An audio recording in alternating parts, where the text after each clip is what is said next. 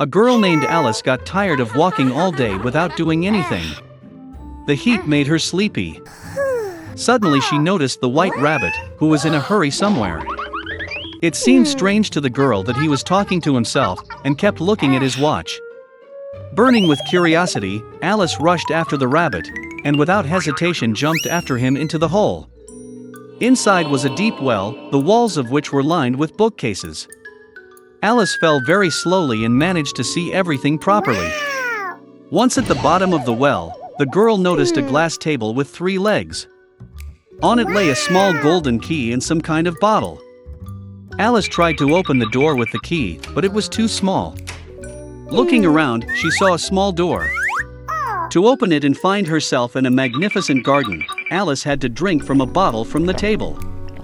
After taking a couple of sips, she began to decrease in size. The girl shrank so quickly that she did not have time to take the key from the table. Then she saw a magic pie on the floor. As soon as Alice took a bite, she began to grow rapidly upward. The girl grew so much that she could not go through the cherished door again. Alice began to cry so much that soon a huge puddle formed near her. At that moment she noticed the white rabbit. The girl called him, but he was in a hurry, and in fright dropped his gloves and fan. Alice picked them up and noticed how she began to shrink. The reason was a magic fan. Alice fell into a pool of her own tears. When she was thrown ashore, the girl again noticed the rabbit. He confused Alice with his maid, and ordered to immediately go home for new gloves and a fan. The girl ran to carry out the order. In the rabbit's house, she could not resist curiosity, and drank some liquid from a bottle. This led to the fact that Alice grew to gigantic proportions, and quickly filled the whole house. She was able to shrink only thanks to the pies. Having regained her previous dimensions, the girl ran away. Soon she saw a huge mushroom on which a large blue caterpillar was sitting. Alice complained to her about her constant changes in height. The caterpillar advised the girl to eat a piece of mushroom. Alice ate a small bite and finally returned to her normal height. And she went on. Suddenly, Alice saw a house. Going inside, the girl was in the kitchen, in which she saw the Duchess with a crying baby in her arms. A huge cat was sitting on the floor, smiling from ear to ear. The Duchess explained to Alice that he was smiling because it was a Cheshire cat. Suddenly the cat disappeared and the baby burst into tears. The Duchess gave the child to Alice, and she herself went to the Queen. The girl was surprised to find that she was not holding a child, but a real little pig. When the cat reappeared, he advised Alice to find the March hare. And then he disappeared, and only his smile remained in the air. The girl hit the road. Soon she saw the house of the March hare. Alice came just in time for the beginning of the tea party. The table was huge, but only the March hare, the Mad Hatter and Sonia the mouse were sitting at it. They would not let anyone sit at the table, and said that there was no room. Alice learned that they were forced to drink tea incessantly as punishment for killing time. The hare and the hatter mocked the girl in every possible way and ridiculed her. Unable to tolerate such rudeness, she silently got up and left. Soon Alice found herself in a wonderful garden. She noticed gardeners who looked like playing cards.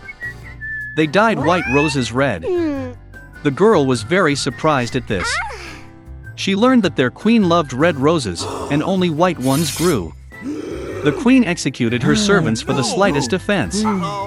The gardeners said she was judging the servant who stole the cookies right now. Alice was very interested, and she went to court. There she saw the March hare and the Mad Hatter testifying. When they finished, the queen suddenly summoned Alice for questioning. The girl replied that she knew nothing, and ordered to let the servant go. The queen got angry and ordered to grab the girl. At that moment, Alice felt that she began to grow again. The girl realized that these were just cards, and she was not afraid of them.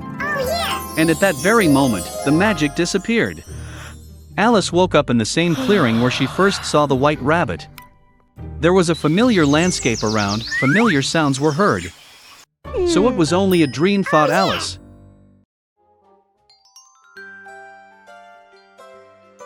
In one big city, two poor children lived in the neighborhood, Kai and Gerda, who loved each other like brother and sister. Parents allowed them to walk to each other on the roof to visit and sit on a bench under the roses. In the warm season, they spent all their time here, inventing different games, and in the winter they loved to sit by the warm hearth and listen to amazing stories that their grandmother often told them.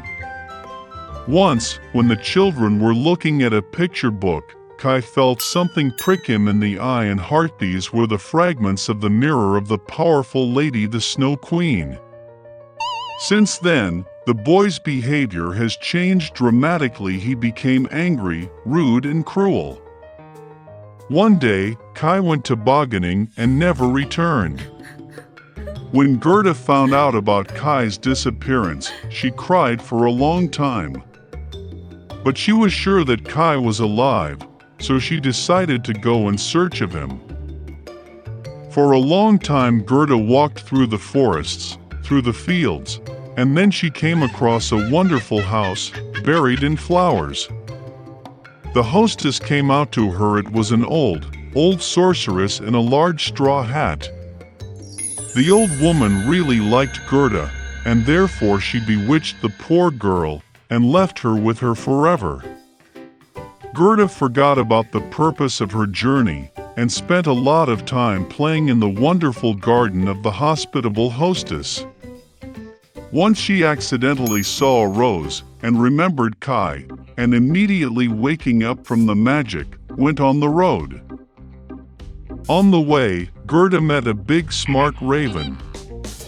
He told the girl that he knew a princess who was about to get married, and her fiancé looked very much like Kai. The raven agreed to take Gerda to him. Once in the palace, Gerda managed to see the future prince. Unfortunately, it was not Kai. The princess, having heard the sad story of the girl, presented her with a golden carriage with a coachman and servants, as well as shoes, a muff, and a wonderful dress. And Gerda hit the road. In the dark forest, the sparkling carriage immediately caught the eye of the robbers, who immediately attacked it. The robber took Gerda prisoner. She took Gerda to the robber's castle to show off her menagerie, which contained forest pigeons and reindeer from Lapland. Hearing the story of her captive, the robber took pity on her and released her along with the reindeer in search of Kai.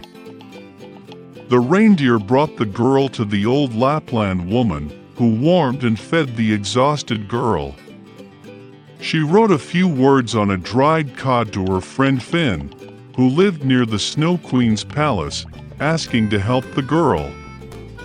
She explained to Gerda that the reason for Kai's bad behavior was the fragments of the mirror that hid his heart and eyes, and he would never be the same if the ice was not melted by the power of a warm, loving heart.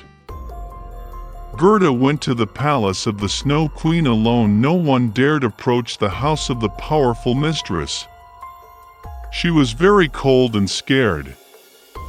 Finding herself in the castle, Gerda was surprised how cold, deserted, and dead he was. Soon she noticed Kai, who turned completely blue, almost blackened from the cold. The boy sat in a corner and tried to lay out the word eternity from the ice floes, because in this case he would have received the whole world and a pair of new skates as a gift from the Snow Queen. Gerda rushed to Kai, hugged him tightly and cried. With her hot tears, she melted the splinter stuck in the boy's heart. Having picked up, Kai also began to cry, and the second shard flowed out of his eyes along with tears. How happy they were to see each other! But there was no time for joy. They had to get out of the ice palace before the Snow Queen returned. When Kai and Gerda finally got out of the kingdom of the Snow Queen, they hurried home. On the way back, they met all the friends who helped Gerda in her search. At home, their favorite blooming roses were waiting for them, and everything that happened was soon forgotten by them, like a heavy dream.